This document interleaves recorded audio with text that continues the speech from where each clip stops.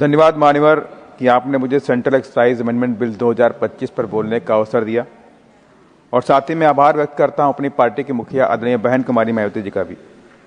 मान्यवर, इस बिल के अनुसार तंबाकू, सिगरेट, गुटखा आदि पर 70% तक का टैक्स है और कुछ जो उनकी लंबाई के अनुसार सरकार ने 5200 रुपये प्रति हजार, 7000 प्रति हजार के हिसाब से 2700 रुपये प्रति हजार पीसेस के हिसाब से टैक्स लगाने का काम किया है और एक सराहनीय कदम है। और मैं तो ये चाहूँगा सरकार 70% तो छोड़ दे, 100% करना चाहिए और जो 5200 रुपये, 7000, 6500 रुपये रखा है इसको और बढ़ा करके 100% तक लेके आना चाहिए ताकि देश के अंदर इसके प्रति जो लगाव है गुटखा को लेके, सिगरेट को लेके, तंबाकू को लेकर के इससे खत्म किया जाए। और कहीं ना कहीं से ये सरकार की भी मंशा रही है कि इस तरह के कदम उठाने से जो डिपेंडेंसी बढ़ रही है, सिगरेट पे बढ़ रही है, जो गुटखा पे बढ़ रही है, तंबाकू पे बढ़ रही है, उसे कम किया जा सके।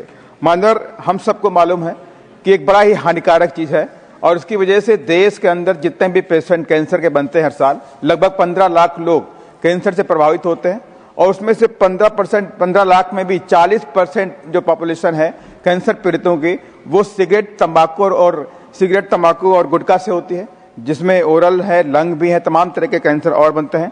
तो इसको रोकने के लिए भी एक प्रभावी कदम के लिए निश्चित जरूरत है। यहाँ पर मान्यवर, मैं आपसे ये भी कहना चाहता हूँ, मैं आपके माध्यम से सरकार से कहना चाहता हूँ कि तमाम तरह के प्रचार, अभी हमारे संजय सेठ जी भी कह रहे थे कि तमाम तरह के भ्रामक प्रचार आते रहते हैं गुटखा को लेके।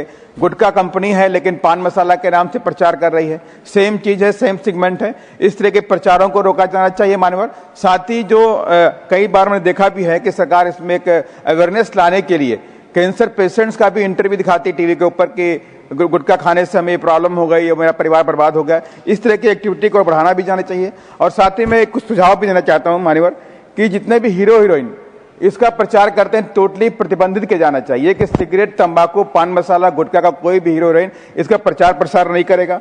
और साथ ही मान्यवर, मैं आपसे कहना चाहता हूं सरकार से आपके माध्यम से कि जब लिक्वर के लिए, भांग के लिए सरकार लाइसेंस देती है उनको बेचने के लिए, लेकिन यहां पर क्या होता है, सिगरेट, तंबाकू, सिगरेट को बेचने के लिए कोई लाइसेंस की जरूरत नहीं होती है।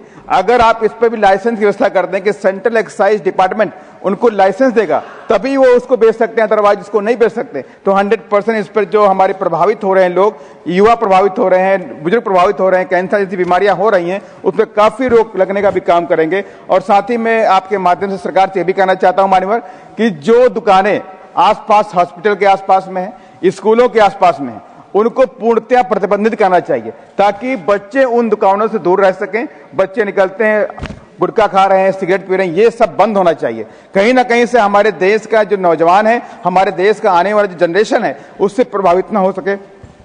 मतलब इसको लेकर के मैं आपसे कहना चाहता हूं इस सिस्टम को प्रभावी रूप से लागू किया जाए और सिगरेट, तंबाकू और गुटखा जैसी जो चीजें हैं इनको बिना लाइसेंस को उपलब्ध ना किया जाए, लाइसेंस जारी किया जाए तभी कोई व्यक्ति इनको बेच सके। धन्यवाद। जय भीम, जय भारत।